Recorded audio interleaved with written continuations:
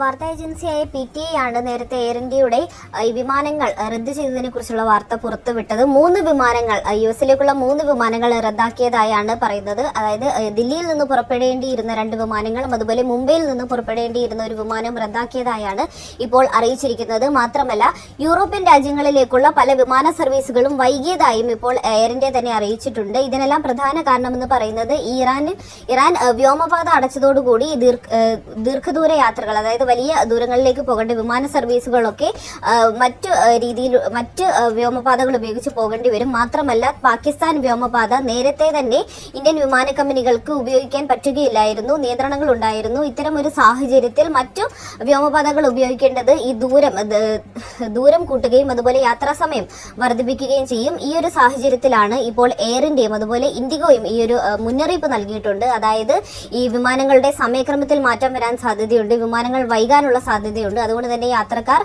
യാത്ര പുറപ്പെടുന്നതിന് മുൻപ്, എയർപോർട്ടുകളിലേക്ക് വരുന്നതിന് മുൻപ് ഈ ഫ്ലൈറ്റ് സ്റ്റാറ്റസ് ഒക്കെ വിമാന കമ്പനികളുമായി ചെക്ക് ചെയ്യണം എന്നുള്ള ഒരു നിർദ്ദേശവും ഇപ്പോൾ വിമാന കമ്പനികൾ നൽകിയിട്ടുണ്ട്. മാത്രമല്ല ഇപ്പോൾ ഈ ഇറാനിലെ ഈ ഒരു സംഘർഷ സാഹചര്യത്തിൽ കഴിഞ്ഞ ദിവസം ഇറാനിലുള്ള ഇന്ത്യക്കാരോട് എത്രയും പെട്ടെന്ന് രാജ്യം വിടണമെന്ന് നേരത്തെ ഇറാനിലുള്ള ഇന്ത്യൻ എംബസി തന്നെ അറിയിച്ചതാണ്. പക്ഷേ നിലവിലെ ഒരു സാഹചര്യത്തിൽ, അതായത് ഇപ്പോൾ വ്യോമപാത അടച്ച സാഹചര്യത്തിൽ അവിടെയുള്ള ആളുകൾ എങ്ങനെ രാജ്യം വിടും എന്നതും വലിയൊരു പ്രതിസന്ധിയായി തുടരുകയാണ്. ഏതായാലും ഇപ്പോൾ 3 വിമാന സർവീസുകൾ റദ്ദാക്കിയതായിട്ടുള്ള വിവരമാണ് പുറത്തു വന്നിരിക്കുന്നത്.